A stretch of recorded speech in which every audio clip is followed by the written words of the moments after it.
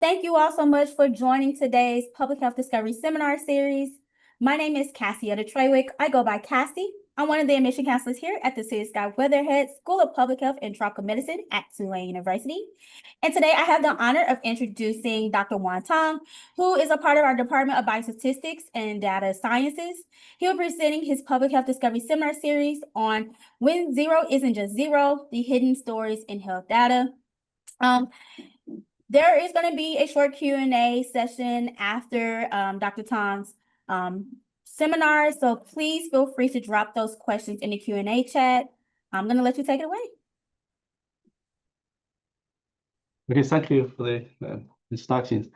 So today I'll talk about some issues with the analysis of counted variables with a lot of zeros. So this talk will mainly based on my research with my collaborators during the last several years.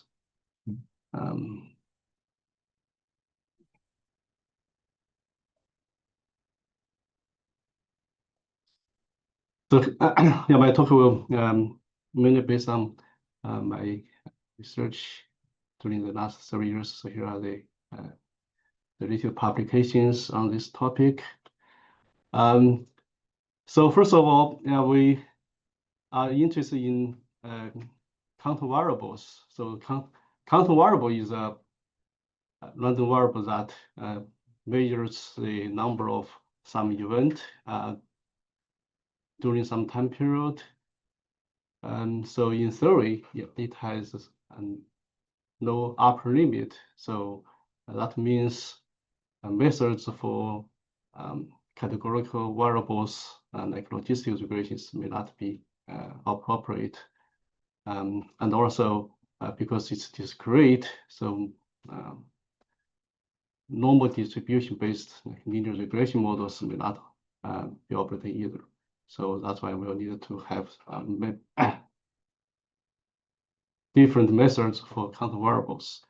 Okay, so counter variables are very common in public health.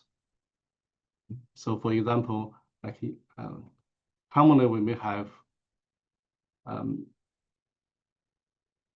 number of cases, for example, in some cities or states, right? So we have this disease incidence data or a number of outpatients and ER visits.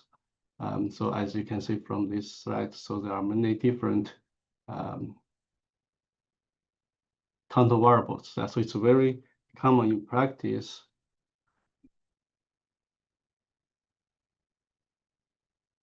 Okay, so for analysis of counter variables, if this event occurs at a constant rate, and if it's like for the consecutive events, if they're independent, then the random variable will follow the Poisson distribution.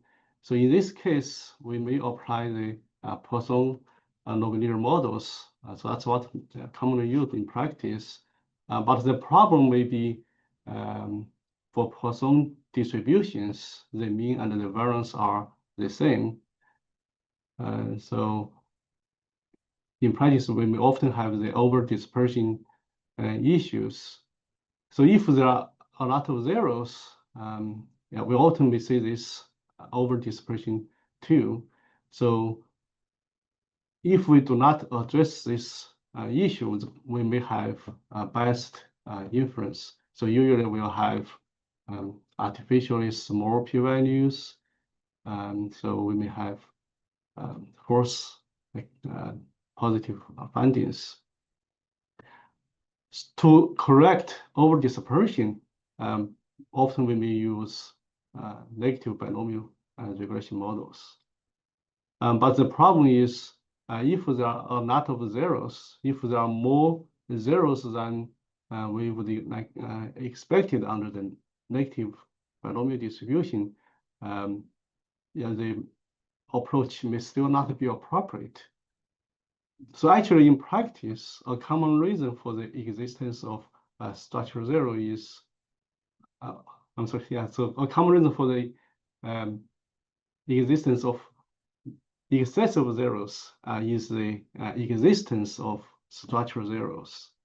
Okay, so that requires us to have specialized modeling approach.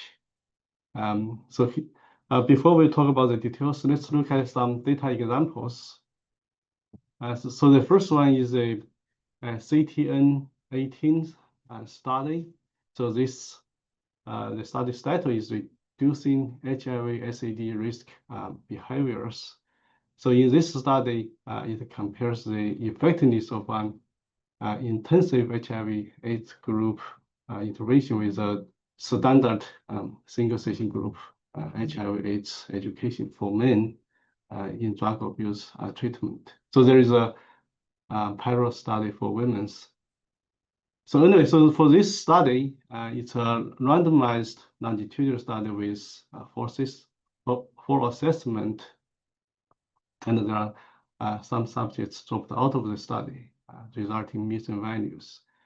If we look at the primary outcome, the number of unprotected sexual occasions at the two follow-up times, 3 months and 6 months follow-up.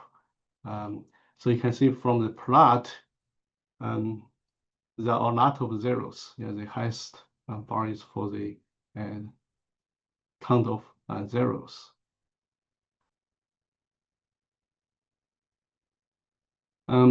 For another study, the catheter management study.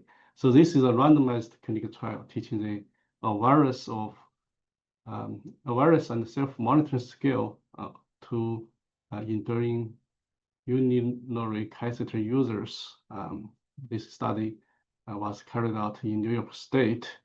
So in this study, there are 3 primary count variables: the number of UTI, number of catheter blockages, and the number of catheter displacement during the past 2 months.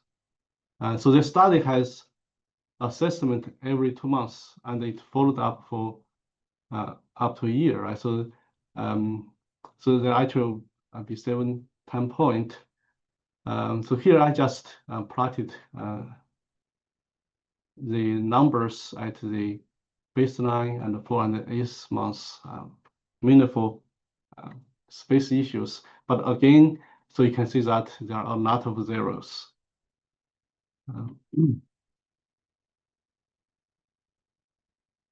So excessive zeros are also common in alcohol studies. So in alcohol studies, a commonly used outcome variables include the number of days of early drinking or heavy drinking during some time period, like the last month or like last week.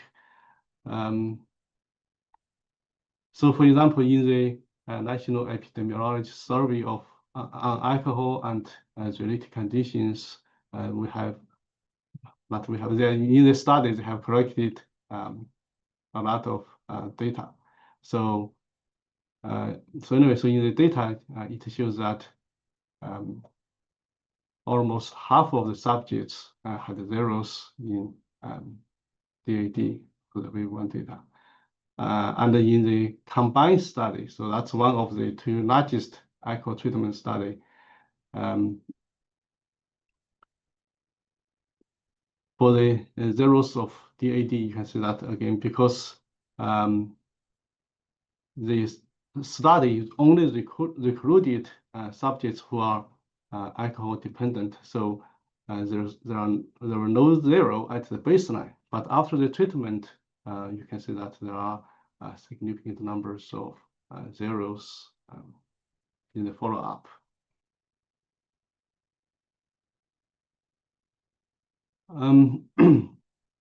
Okay, so if there are a lot of zeros, so actually more specifically, we should say if there are more zeros than the amount that will be expected by the regression model, then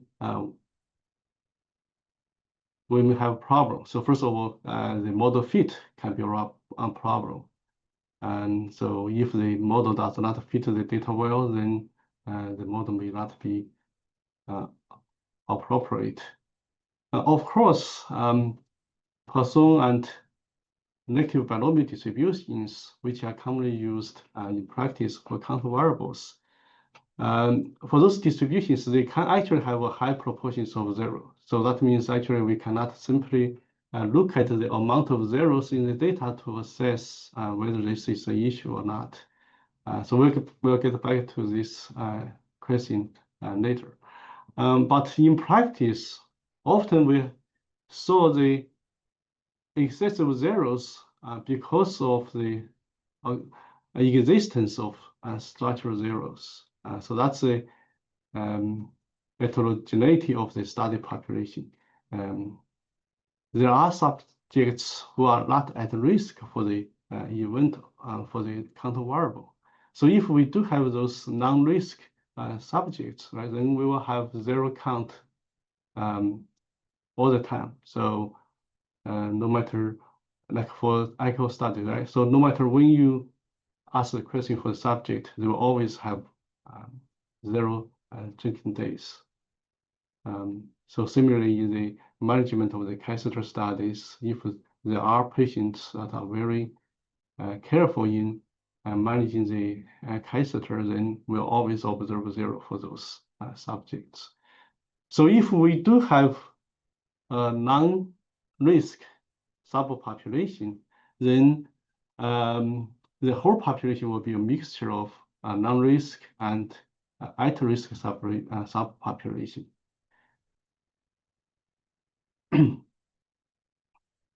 So if the at-risk subpopulation, the counter variable follows Poisson, right? Then we can model the, we can apply the Poisson distribution for the at-risk subpopulation. So if we have observed the risk status, then we can model the actually two aspects of the counter variable separately. So we can estimate whether the subject is at risk or not. So that would be a better response. So for example, we can use a logistic regression model for that. And then for the at-risk subpopulation, we may apply the commonly used methods like Poisson or negative binomial regression. So for these two components, we can use different covariate. So in this case, we can estimate the two components independently because for both of the models, we have observed all the variables. So in this approach, we'll have a clear interpretation of the covariate effect on the risk status and the event frequency. But the problem is that often in practice, the zeros will not be identified as structural or random. In other words, for those zeros, we don't know whether they are at risk or not. So in other words, we just have this counter variable.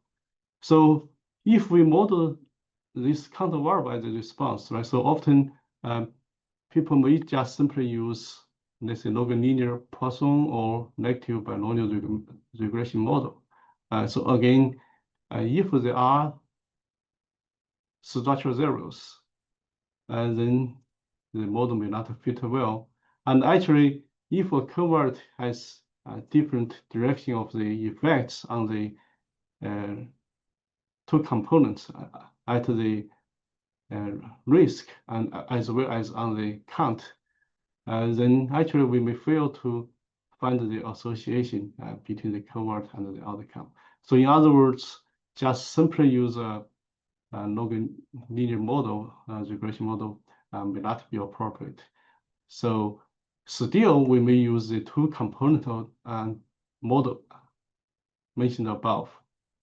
So in theory, we may still assume a logistic model for the risk, and then the nonlinear model for the counter response for the at-risk subgroup. So if we apply Poisson for this at-risk subgroup group, then we'll have zero inflated Poisson model.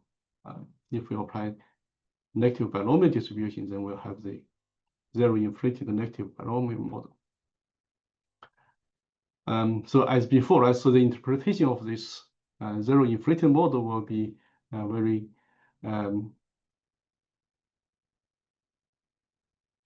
so the interpretation will be very helpful in identifying the effects in the two components. So it can separate the two effects. So improving the interpretation. So this model will be useful when we conceptually have this non-risk subgroup. And of course, also if we actually observed a lot of zeros. And also if this heterogeneous population or at risk is not observed. So for the modeling, right, so we observed the risk status or not does not matter, right? We just set up the model as the same. But the problem is if we do not observe the risk status, then neither of the two components can be estimated separately. For logistic models, because we only know that if a response is positive, right, then the subject must be at risk. But otherwise, for a count with zero, we don't know it's structure zero or random zero, right? So we do not have the binary response observed. So we will not be able to estimate this logistic model separately.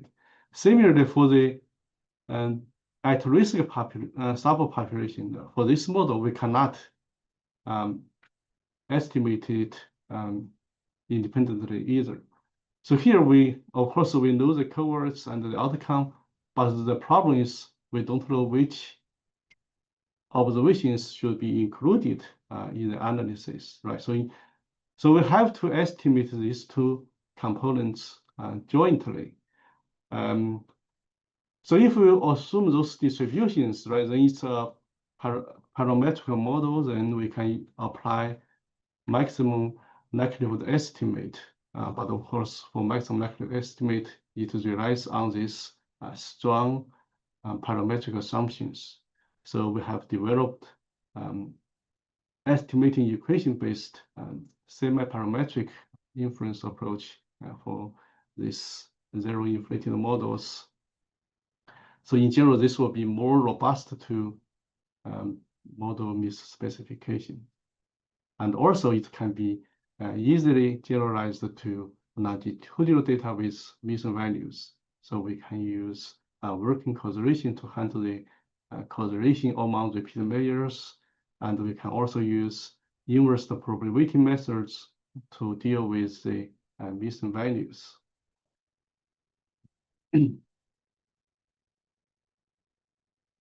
So now let's look at the examples for this CTN18 study.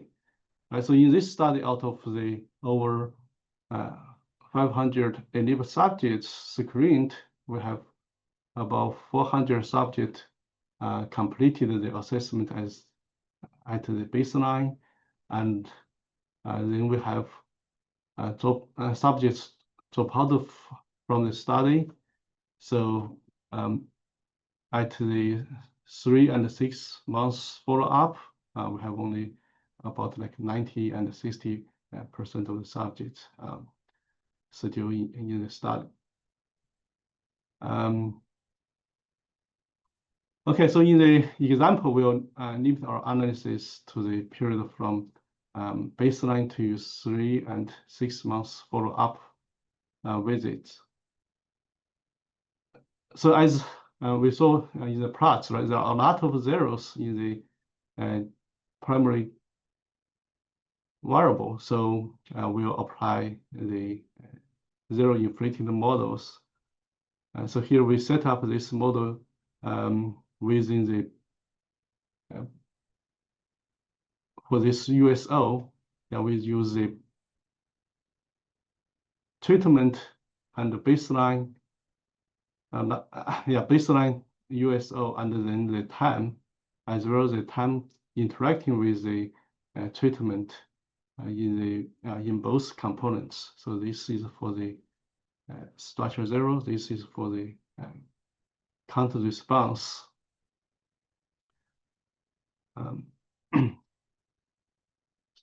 Because in this study we have missing values, so we needed to assess the missing mechanism. So we use the logistical regression model to model this. So here we assume that the missingness, so this is the probability of whether the observation will be observed. This is the probability for being observed.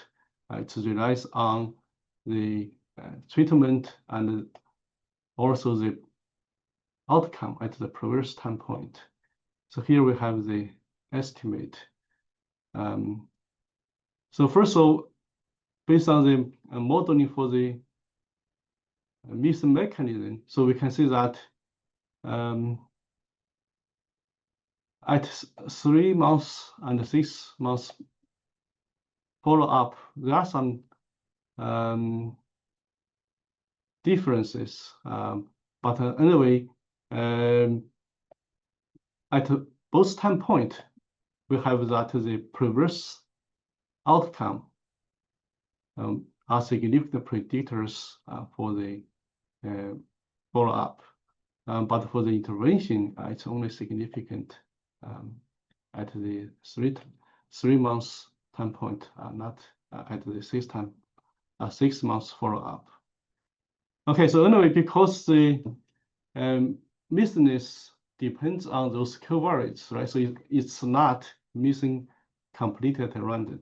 So we use weighted G estimate to fit this ZIP model. So here we have this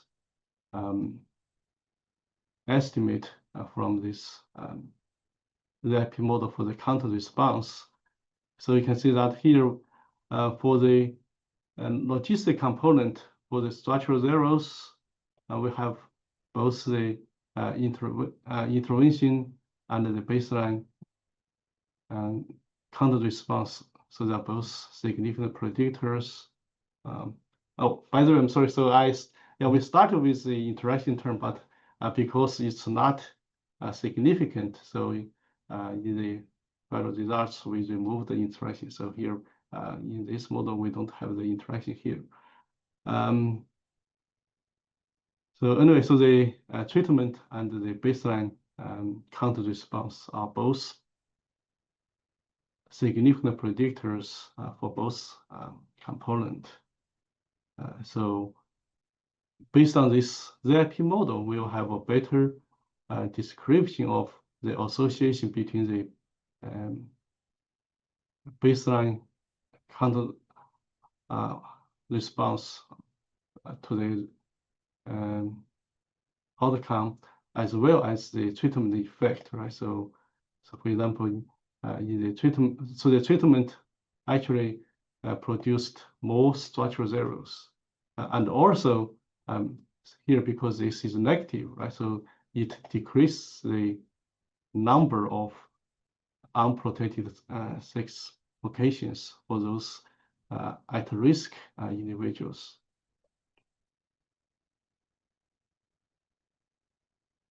Okay, so this is the modeling when we model the counter response as a response variable. But often we may want to include this counter variable as a predictor. So in practice, we often just include this predictor in the, let's say, a linear component for some regression model.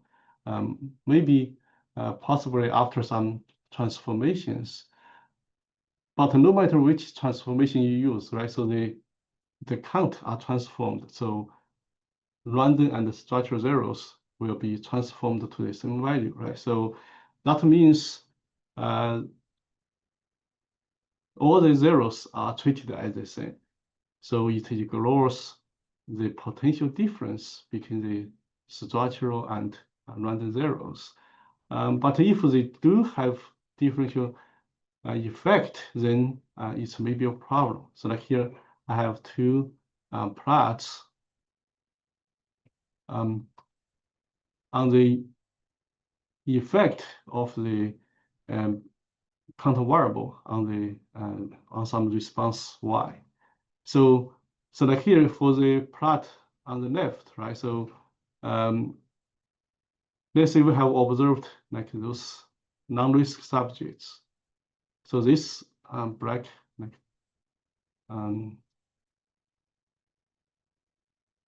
observations are like structural zeros.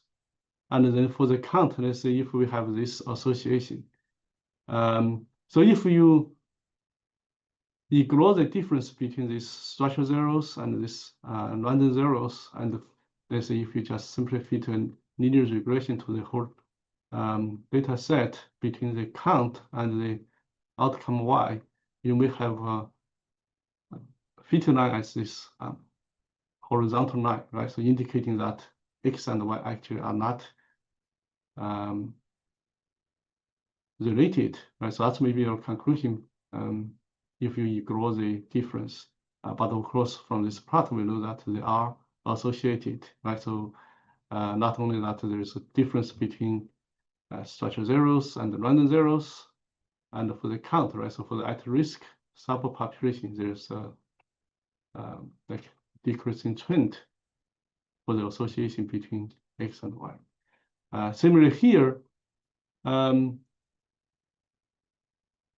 if we have the two associations like this, right? For the at-risk subpopulation, maybe x, y are not related, but there is a significant difference between the at risk or not. So you may observe data like this. So if you ignore the difference and fit an overall line, you may conclude that x and y are positively associated, right? But the actual association is different from what we saw from ignoring the difference. So this example shows that it's important to correctly address the issue with the structural zeros in the inference. So if we wanted to assess the effect of structural zeros, we may include the structural zero in the model. Right. So for example, let's say if we have the yi as a response and x is a counter variable that is zero inflated. So if we don't care about the difference between the structural and count and random zeros, right? So we may simply, let's say, apply a generalized linear model for the counter response. Okay, depends on the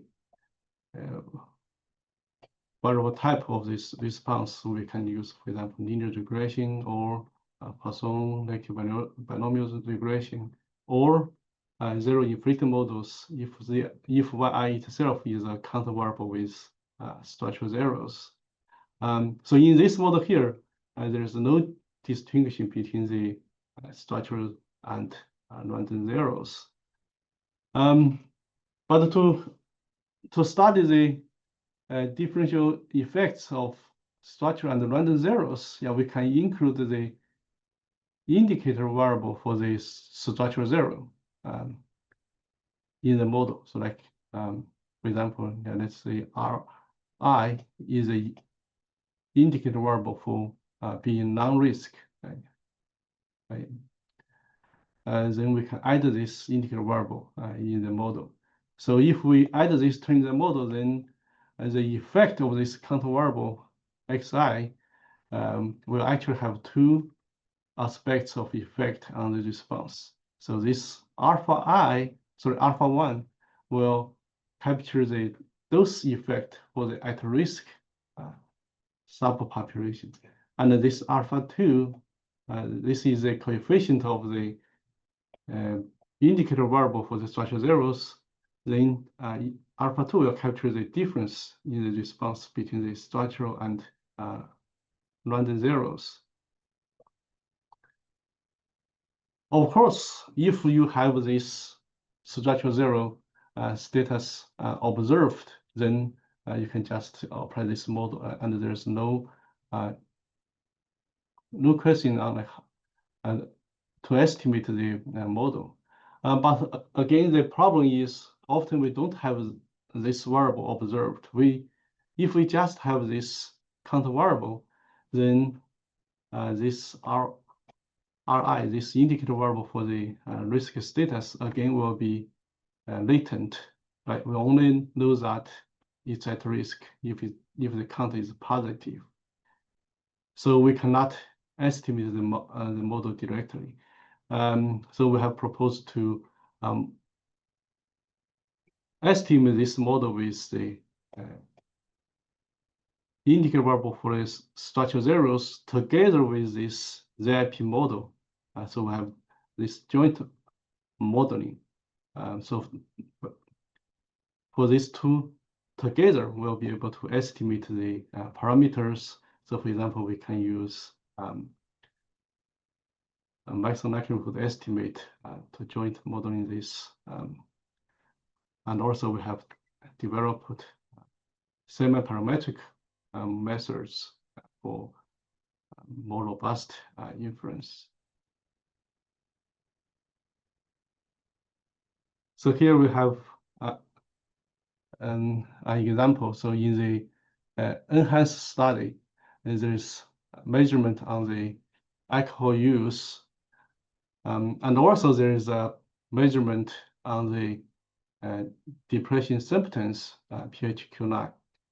So for the alcohol assumption, DAD, and this PHQ-9, they both have excessive zeros.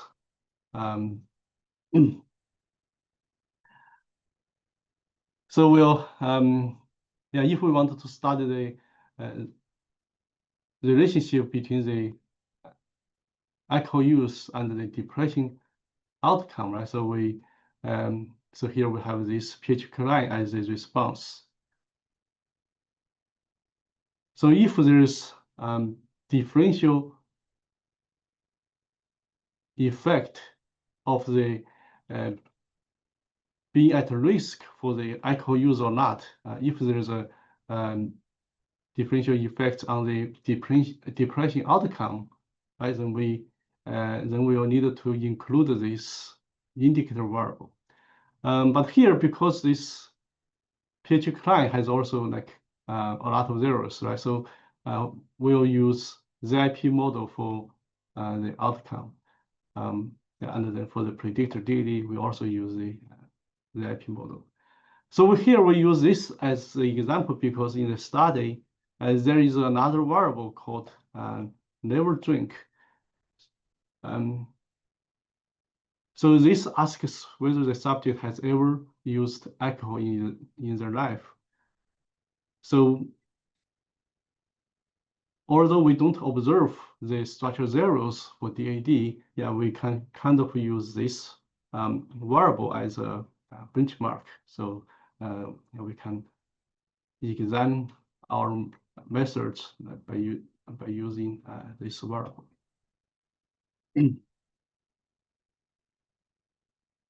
Okay, so to study this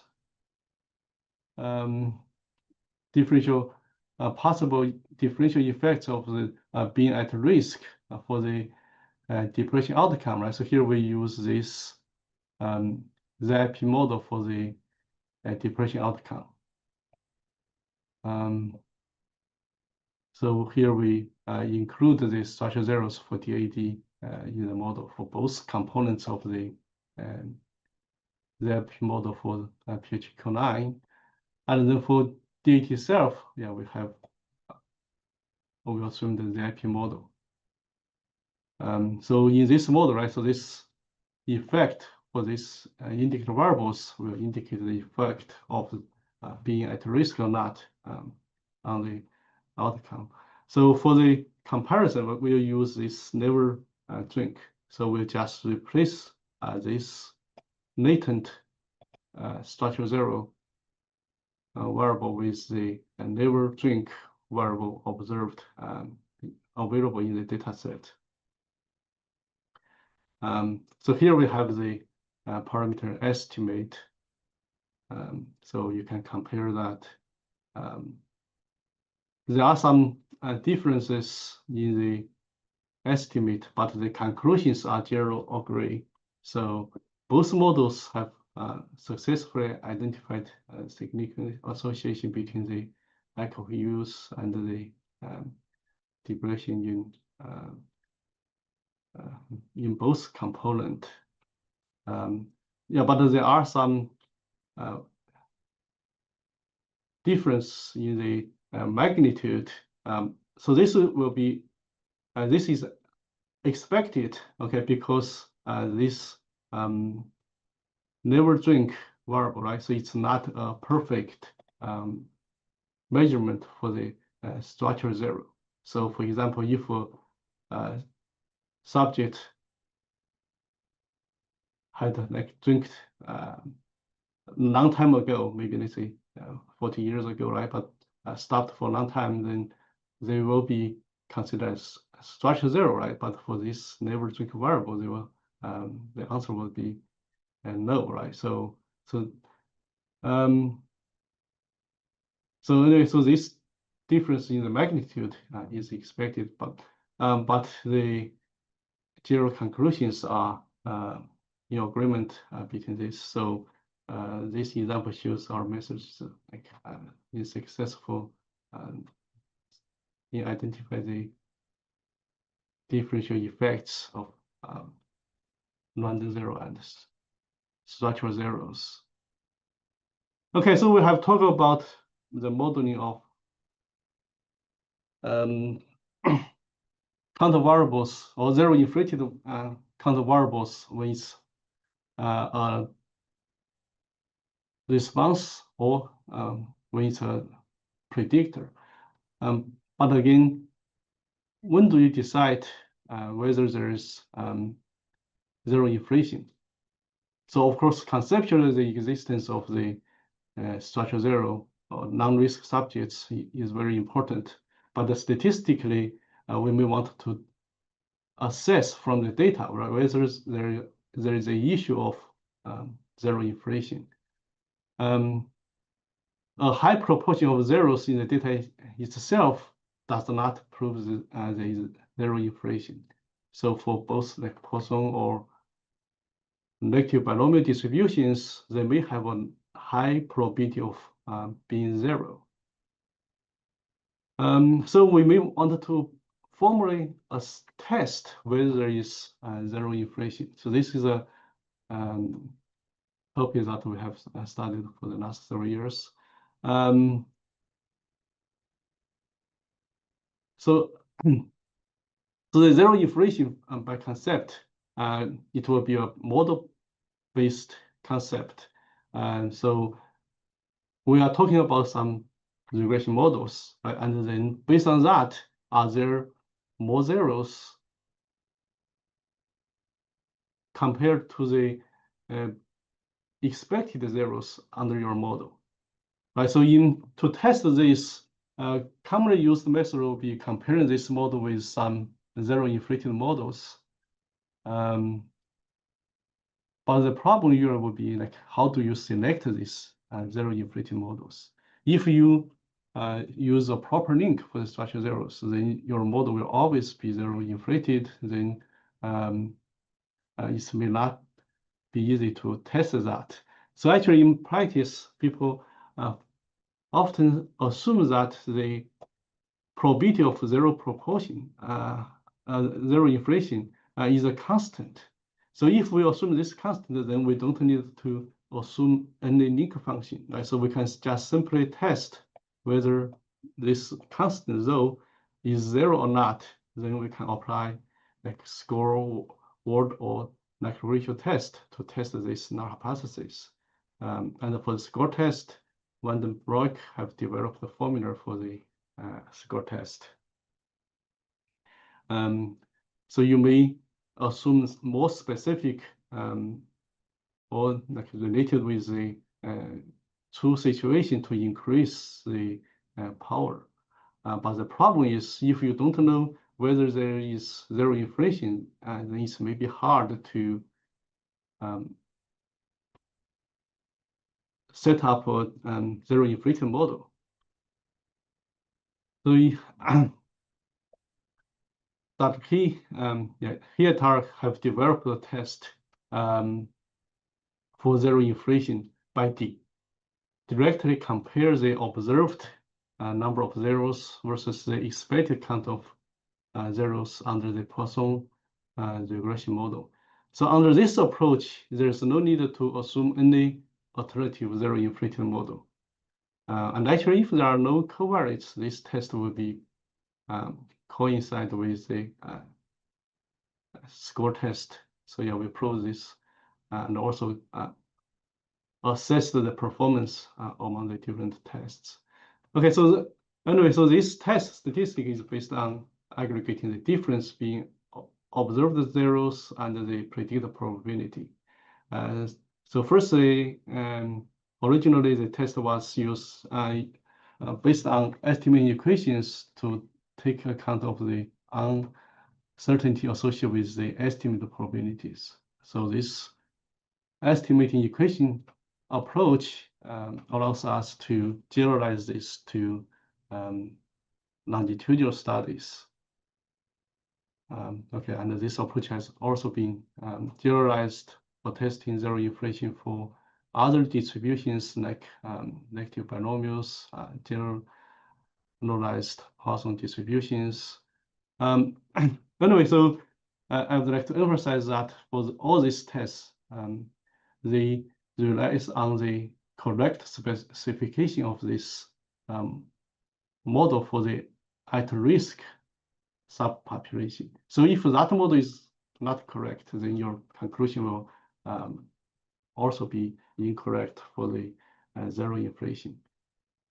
So here we have an example for the testing of zero inflation for the Kaiser study I mentioned above.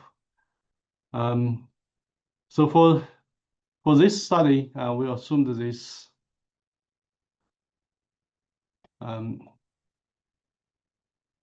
ZIP model, and because it's a longitudinal study, so we applied the test for the zero inflation for the longitudinal study, and here we have the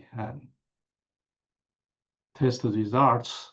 So for the three counter variable, all of them like showed a lot of zeros, but only these two blockage and displacement are significant in the test, no matter you are testing over all the time point or just look at the end time point. So that means for these two variables, there are actually more zeros observed compared to that expected under the model.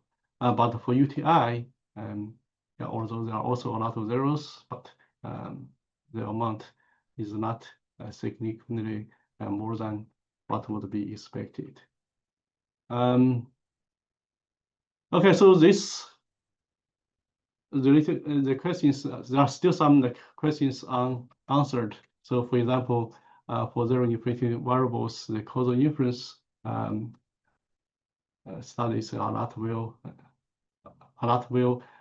studied, and also if we have zero inflated predictors, then like in machine learning, I think this question is not well studied. And also there are some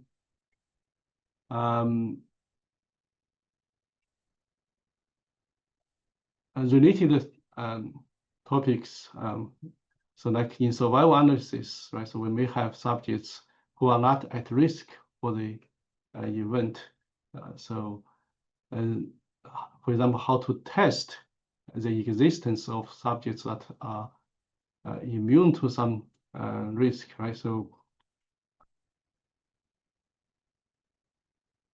there we'll have, again, subjects immune will be mixed with subjects who are like censored at even the longest observed time, right? So there are methods to developed for regression analysis for survival time with the assumption that there are subjects who are immune to the risk, but how to test if this exists, I think is still an open question. And also in blood tests, often we may have some like detection limit. So under some limit, the measurement will be not exactly observed. So whether it's actually zero or not will be mixed with those under limit detection. So yeah, so there are also some questions related to this, and Dr. He in our school has some research on this topic. Okay, I think that's why I stop here. Thank you for coming to my talk. Thank you so much, Dr. Tong, for that wonderful public health discovery seminar series. At this time, we're going to open it up for Q&A. So feel free to drop those questions in the Q&A chat. So if you all do not have any questions for Dr. Tong, thank you all so much for tuning in today's Public Health Discovery Seminar Series. Thank you so much, Dr. Tong, for that seminar series as well. I'm going to give you back 10 minutes of your time. You all have a wonderful Tuesday afternoon. Thank you, you too.